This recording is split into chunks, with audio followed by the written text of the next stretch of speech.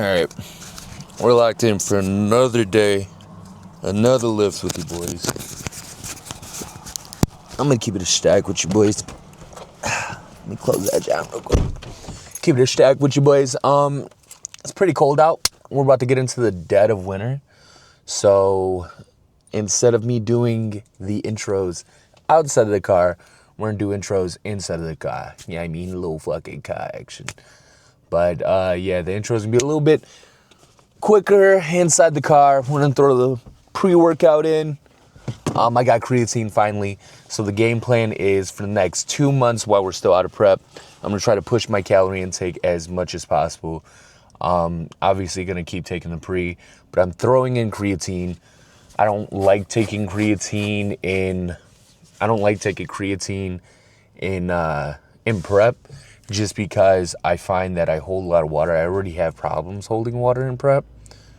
So creatine just kind of adds to that. So I kind of try to stray away from using it while I'm in prep.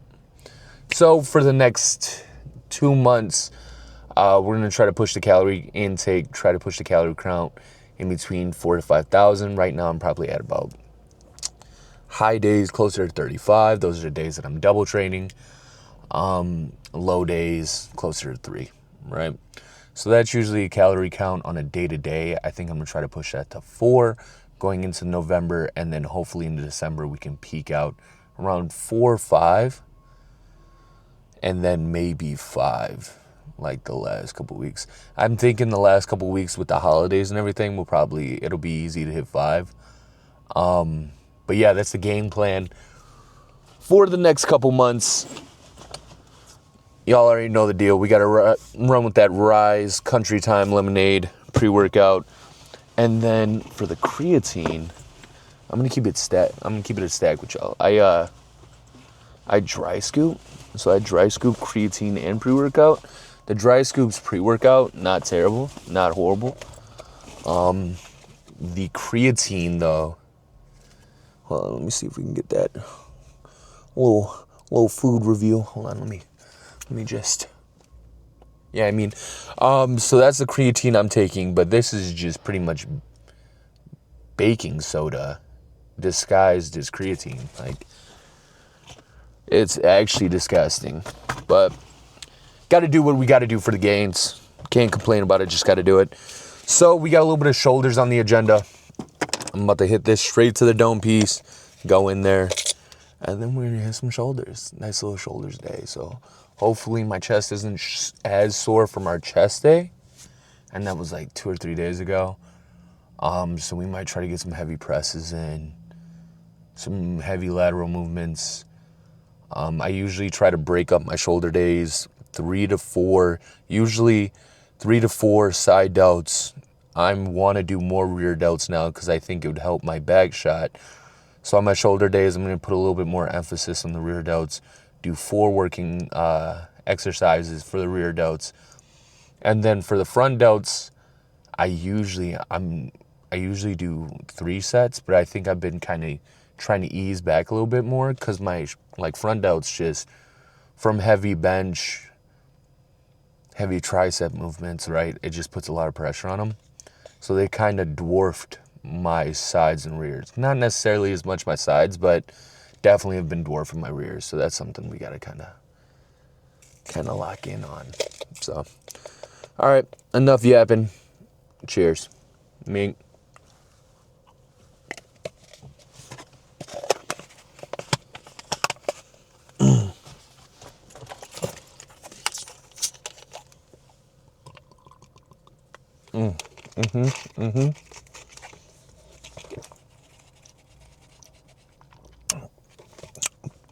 Oh, she's sour. She's sour, but she's good. Oh, yeah.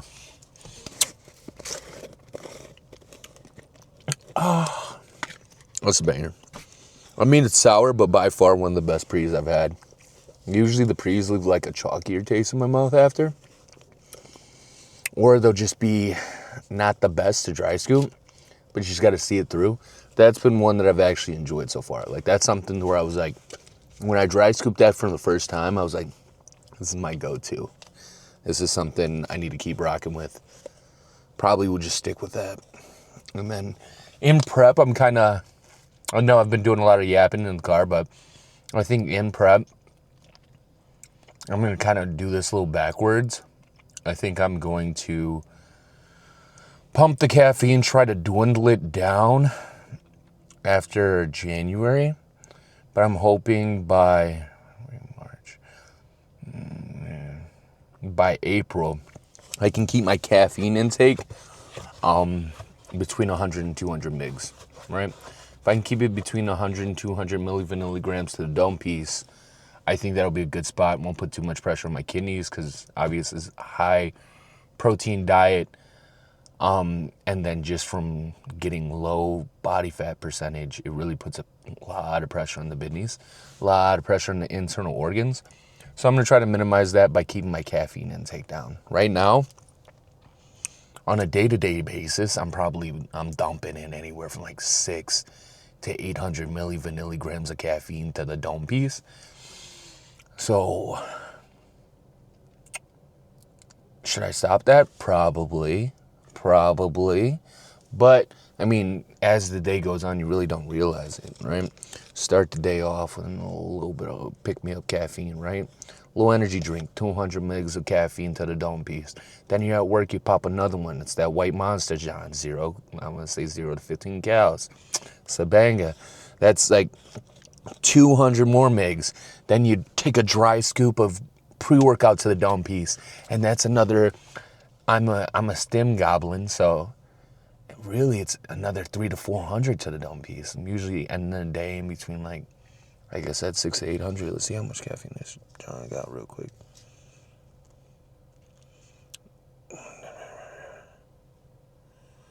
So this one's on the lower end, which is nice, optimal.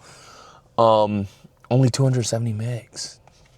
300 mgs like with all the extras in it, but really it's just 270.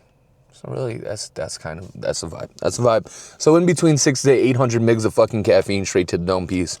My heart by the end of the day is ready to jump out of my chest. Probably why I have sleep problems, but at the end of the day, so what? You know? All right, let's take this baby powder to the dome piece, this baking soda. Ugh. Oh.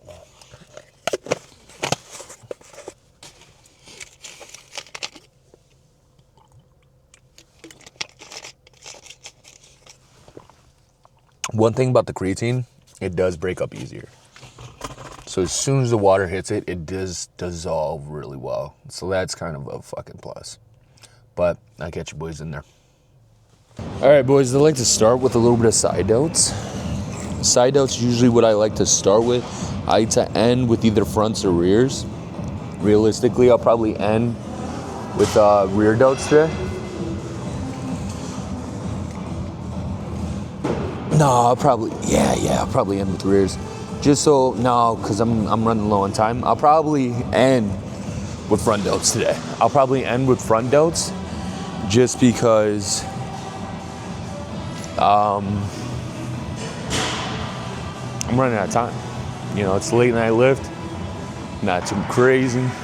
For side delts, I like to do single lateral raises.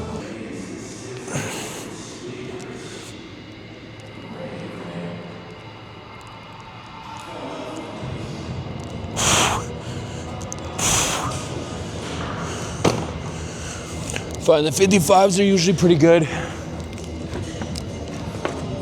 Every once in a while I'll go up to 60s. But I start to lose my form when I switch to 60s.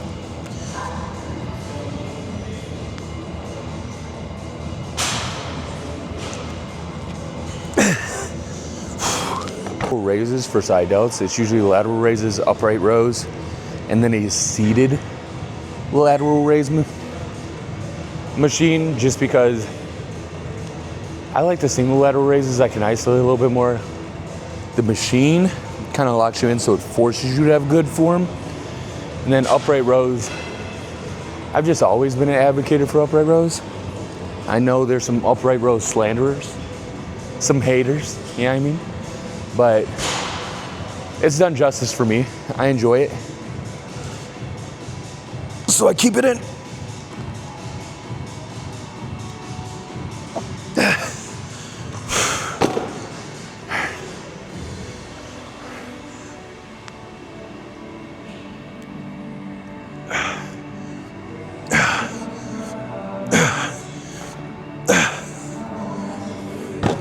One more set of those. Like I said, I'll probably do 3 sets of these. I structure the lifts 3 sets, and then how many workouts that I want to do. It'll be 3 sets, rep range usually 5 to 8. Once I get into prep, I'll try to up the rep range a little bit and focus on that isolation, not necessarily more on the weight, more on that mind-muscle connection, which I try to have when I'm out of prep, but I do enjoy chasing the heavy weight. So sometimes that mind-muscle connection just isn't there. The ego lifts there and I just want to push heavy weight. Hey, at the end of the day, you gotta allow yourself a treat every once in a while. There's nothing like getting under a 500-pound squat, trying to incline 315. You get it for 5, you feel good. Keeps the motivation there, keeps you driving, keeps you pushing. So during the off season, I do ego lift a little bit, but I try to keep it as structured as possible. A structured ego, if that makes sense.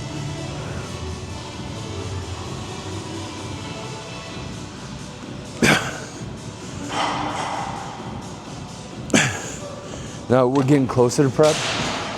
I'll try to peel back a little bit more from that structured ego and focus more on the mind-muscle connection. Make sure I'm tearing the muscle down the way it needs to be, breaking those fibers down, getting a good contraction. Make sure I'm squeezing, getting a good squeeze. And then obviously the closer we get to stepping on stage, the more I'll turn into mind-muscle connection, but a pump chaser, right? Chasing the pump at that point, not necessarily growing, we're just trying to get leaner. In the last month, I mean, you can still do a lot the last month. The last 4 weeks, you can do a lot. But, I mean, if you're in a good spot, it's really just chasing the pump and trying to come in as peeled as possible. So, hopefully this prep goes well, and we can be pump chasers towards the end of the prep. That would be beautiful. I'm an advocate for starting prep early. It's better to start early than start later, right? If you start a little bit earlier, a couple weeks earlier, instead of doing a 12, you do a 16-weeker, that gives you 4 extra weeks, right? To where if at 12 weeks, you're not as crispy as you want to be, that gives you an extra 4 weeks. To where if you did the 12-week prep and come peak week, you're not as crispy as you want to be, then it's kind of like you start kicking yourself, you know what I mean? To where if you start like 16, 20 weeks, yeah, you might make weight, you might look crispy by week 12, 13, but now you can just kind of coast in. Kind of coast in, maybe around week 6, 5, 6, you can kind of refeed yourself a little bit, carb up, see how you would look at that peeledness, and then kind of see if you want to keep obviously pushing the throttle, or if you want to kind of coast into it. Maybe at 15 weeks out, you're like, oh, I could be a little bit crispier. Let's go an extra 10, 20 minutes on cardio. I find that if you do a longer prep, you can try more things out with your body. You can test more theories you might have. And then you're not worrying about finding out, right? You're not fucking around and finding out and then worried that you fucked around and found out, you know? When you're in prep, if you're a longer prep, you can kind of be like, all right, well, we're gonna try something around week 12. We still have 10 more weeks, or we still have 8 more weeks. See if it's rocking. Do that for a month. Okay, we liked it or we didn't like it. We still have 4 to 6 more weeks where we can rock and really recover, or we can keep doing what we're doing and cruise in. So I'm an advocate for longer preps.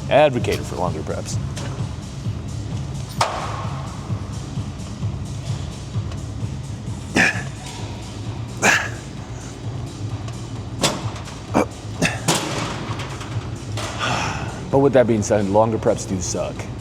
When you're 12 weeks out, like First couple weeks, you're like, oh, the motivation's there.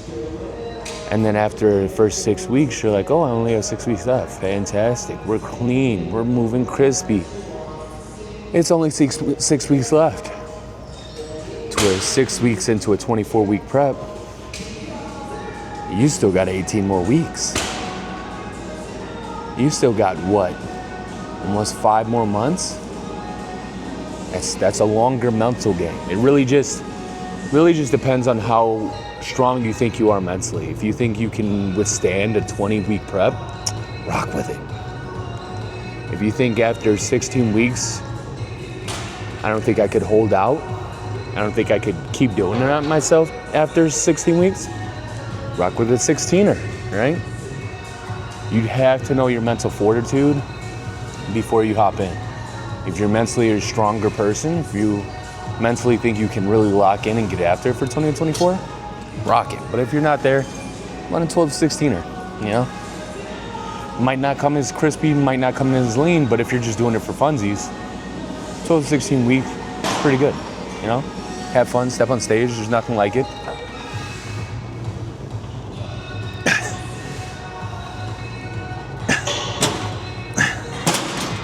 Stepping on stage is like, my best kind of reference for it is like Friday Night Lights.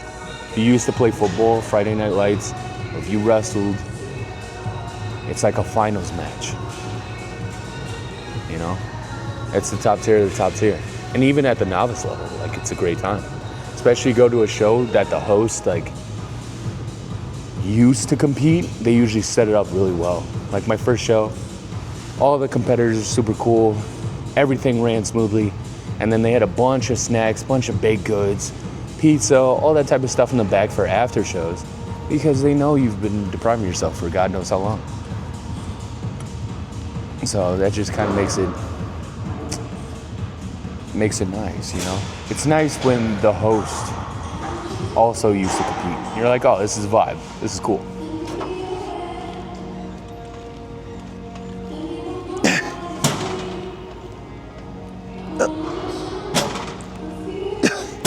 Because they know what the grind's like. And they know what you're craving after the grind. I like to do a plate for upright rows. Just because it's not too heavy. After I go after a plate, I start to incorporate a little bit more of a jerking motion. Where if you gotta jerk that joint up a little bit, hey, it's okay. It's fine on more back days, but like for a shoulder day, I really want to focus on getting good contractions, you know, really getting that upright. I don't want to try to throw it up, and I'm kind of taking away from my sides. It's not optimal.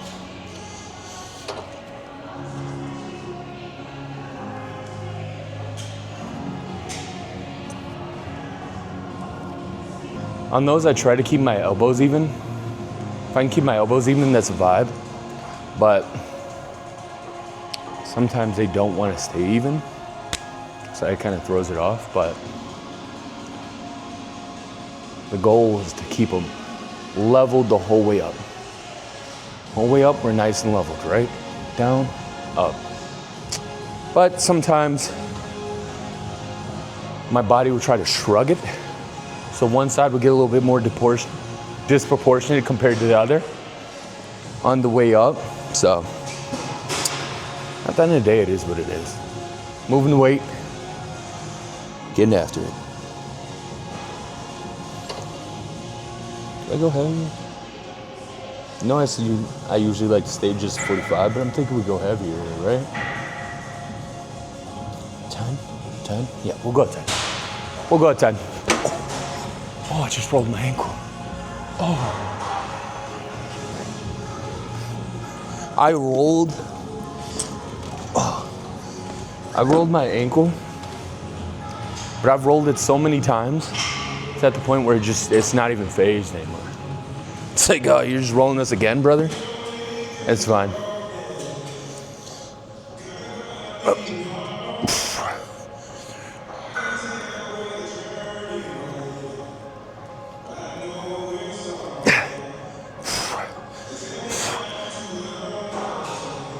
What work?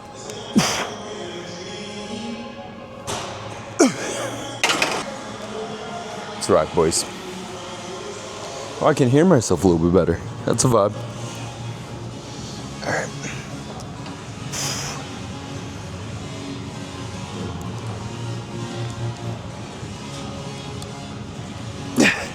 One more. One more. 1% we got. Oh, we're at 5%. She's about to die. Okay, boys. We're at 5%, so I might die before we get to everything.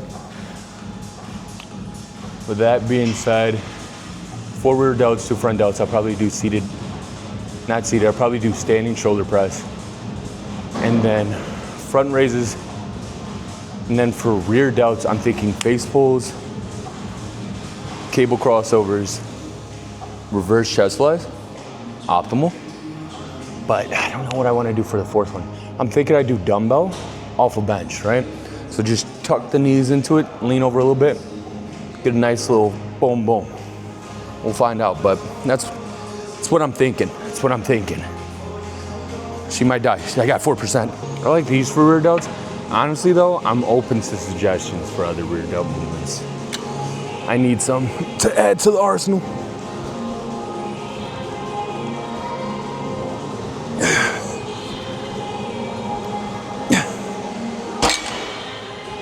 All right, let's go.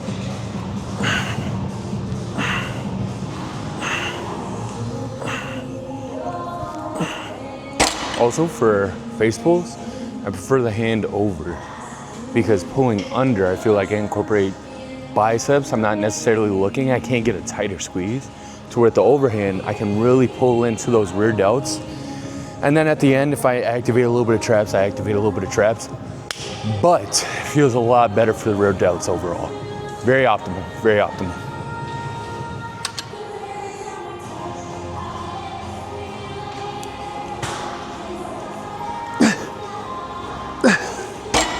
All right.